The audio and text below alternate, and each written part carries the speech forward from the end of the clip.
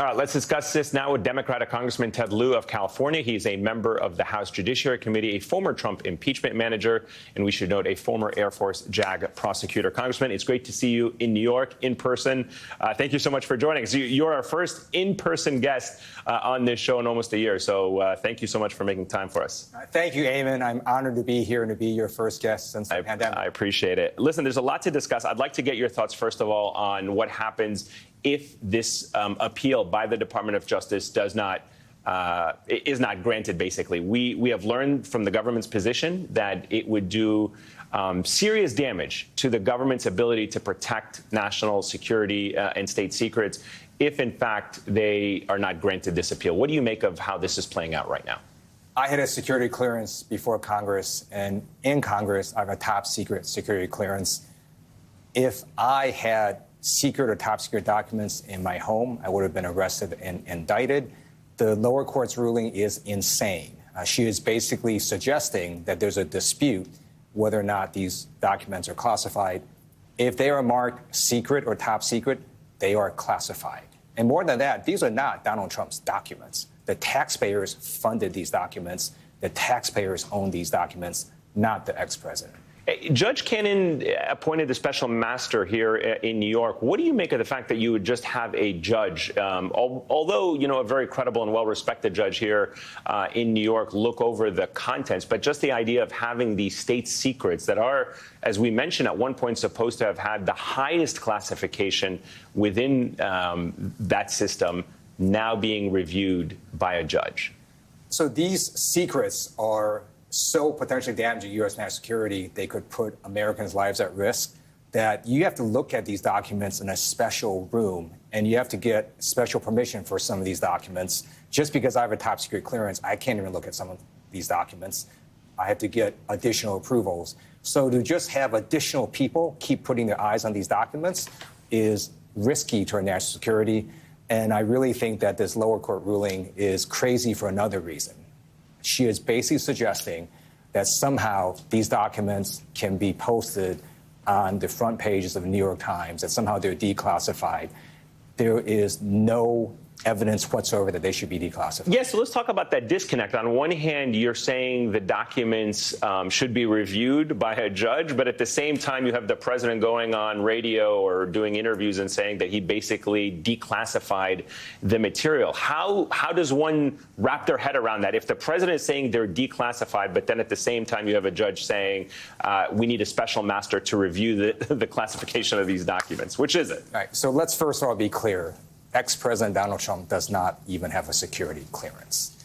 And then if he had declassified these documents, this is what would have happened. He would have had to tell someone. He can't declassify them in his own mind. Right. The minute he told someone, they would have told the office that deals with classification documents that, OK, these documents are declassified. And you know what would have happened? The Biden administration on day one would have reclassified them, because It is insane that these documents can appear on the front pages of any newspaper, because you can't just declassify documents for one person. It doesn't work that way. If they're declassified, you get to see it. My cousin gets to see it. Your dentist gets to see it. So that's just crazy all around. Yeah, no doubt about it. Let me ask you about the broader investigation into the attempt to overturn the election. As we were reporting, their subpoenas have gone out. Initially reported around 40, now could be as many as 50 to 75. What do you make of the scope of the investigation as we learn more details about it in terms of what it is the Department of Justice is beginning to piece together with these subpoenas? In America, there's not one set of laws for ex-President Donald Trump and his associates and another set of laws for everyone else. That's not how it works. In America, the law applies equally. No one is above the law, and that's what the Department of Justice is doing. They're going to apply the law.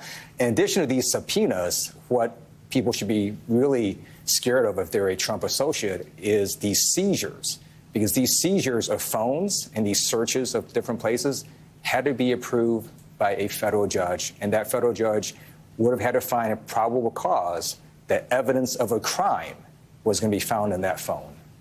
Do you think that now, as we enter this so-called 60-day period before a midterm election, where the Department of Justice kind of goes into this quiet phase, not to appear influencing, if you will, or being involved in politics ahead of a midterm election, do you think that we are entering into a dangerous period where President Trump is more or less on the ballot, the ex-president is on the ballot because of his ideology, the big lie candidates that are running in these races, and the Department of Justice now has its hands tied a little bit because of a political calculation?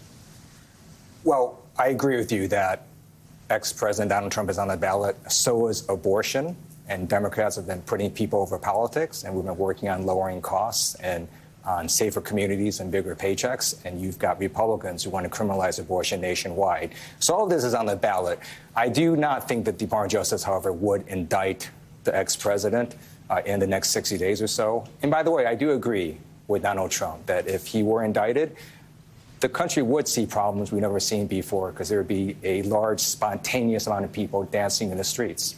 And we need people to deal with that. And that's actually what happened when he got kicked out of office. People went and danced in the streets. Yeah, no, I remember Election Day without a doubt, and certainly when the election was called, the celebrations that were taking place. But speaking of that, what did you make of this sound that we played of Donald Trump more or less warning of violence if he were indicted? Is that something that concerns you? Do you genuinely believe that he has riled up his base enough, him and others, including Lindsey Graham, that if, in fact, this president is indicted, which many believe he should be, we could potentially see violence in America?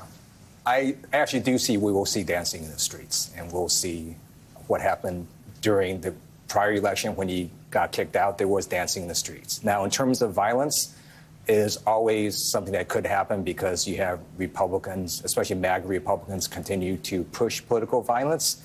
I do think that even MAGA Republicans are seeing what's happening with January 6th and the insurrectionists being sent to prison or jail, that they may think twice about doing additional violence. And really quickly before I go, let me just ask you, how do you feel the Democrats' chances are ahead of the midterms? We've seen some special races in which Democrats surprisingly won. As you said, abortion is on the ballot this year. Has that issue and what it means for Americans changed the dynamics of the midterm?